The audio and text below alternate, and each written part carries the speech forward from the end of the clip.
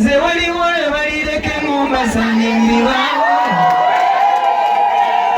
watera muwaaki mama nze asigalawo kabira olunaku lwe mulireke Engumba zange mbibaawo watera muwaaki mama nze asigalawo manyi bumanya tuli kyalumuwe buti ng'omuka sirina nga buli andabako yawandula emabbali ng'olwomafugidde ekyenyinyalwa obwana bwange buwolome nga nsirise mbulidde mu masuuka nga bwe bukwatako obulaba oba mpulira naye nga mpaawo amaziga maaso abamu nga gabayitamu nze ndyawo fuse mugenzi era mu lukeesi ng'ennyumba ey'olubeerera mu ntwale paka magombe ffenna lyekkubo Evelyn Lagu okama kufuza emirembe fena lyekkubo naye nga bannange webale kubeererawo Evelyn Lagu webale nnyo mwebalire ddala fena mwenna ababaddewo mu biti ebyenjawulo tebabadde akola nabo ku sayidi y'okuyimba ne babadde akola nabo ku sayidi ya katemba mu biti byonna byona ebyenjawulo banneyiba be baganda be bannyina be bannange mwebale kujjanjaba Lagu buli omu alina kyakoze webale nnyo webalire ddala naye mukama bwate bwageze ate ekyo tekikyuka kuggwe nange bwe kigenda okubeera kitalo nnyo kitalo ddala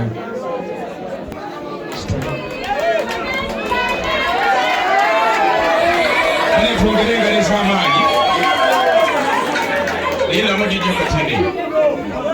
musajja wa kabaka gumola hono David Lutalo yawa Evelyn Lagu ekivulu otegera bulungi si kimu bibiri naye sebo ya mpozi bana isimanyi na kumanya njagala ko obuyimba busatu banna etitwaze ku show badde nsaba obani alina ekitabo kyaffe ekituyambako ku byokwasaganya ankobosa ngenda kuba ekyempayo ekitonotono teffe tetwogeza guno gugira guno tegugira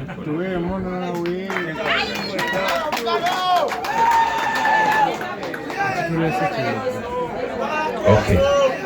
nkwagadde David Lutalo agambe owesaayo ddyo konotamanya nakyo thank you so much ena kyagenda okukolawo abaddewo nnyo ku lwa Evelyn Lagu amutegekedde shows nyingi n'azimuwa tusobola okulaba nti tulwanako naye mukama katonda bw'atyo makya ate n'enkya olunaku lunera tuli luddawa tuli wano nga tukungubagira munnaffe mu kaseera kano mukkirize ababaddewo okuwana emisana n'ebigambo ebyenze mbagamba nti Evelyn beeri agenda ettake yangamba nti papa nyiza obutadda naye mbasikomyewo nebalize abantu bano wammanga mu ba artist be yangamba okwebaza mwalimu ne David Lutalo mumumanyi David Lutalo waali waneeno agenda kujja ababuuzeko naye nga talinajja katusooke tufuneyo omukulu senga sebbanga jangu obuuze ku bantu baibuleo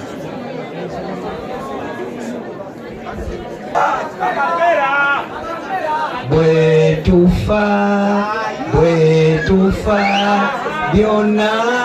tubireka bale mumbakinge kwaya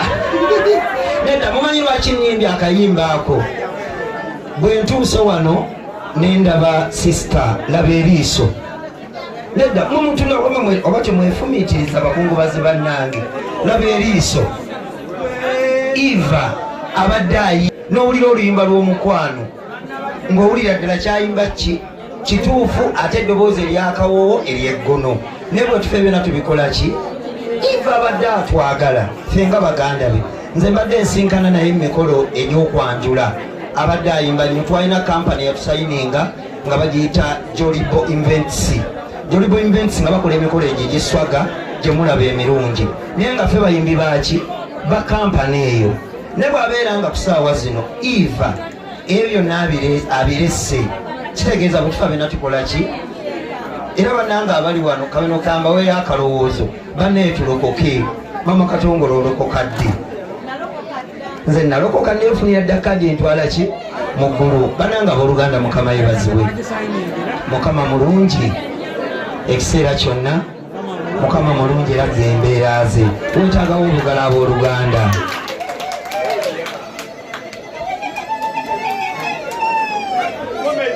amina aleluya omanyi bannaye mukama gwensoosa mu byange byonna ate kuva dda nga nkyalina mu katuliki ng'okulinnya takisooka kuba kabonero kaki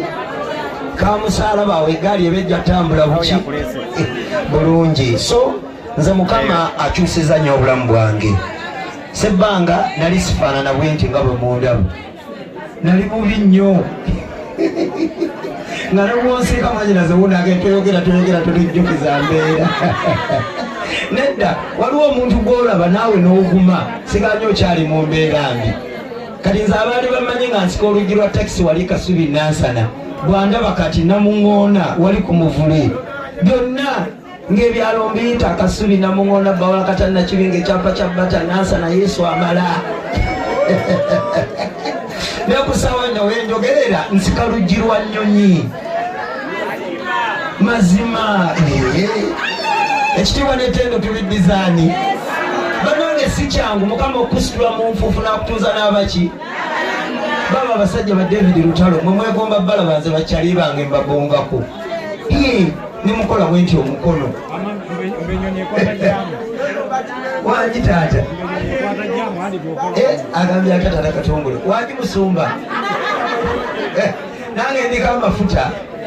naye nga kwekwasa mukama byonna bannaye lwaki mbyogera mumusabye mwagala nnyo musiki ate nga obudde bwe tulimu bwakukola ki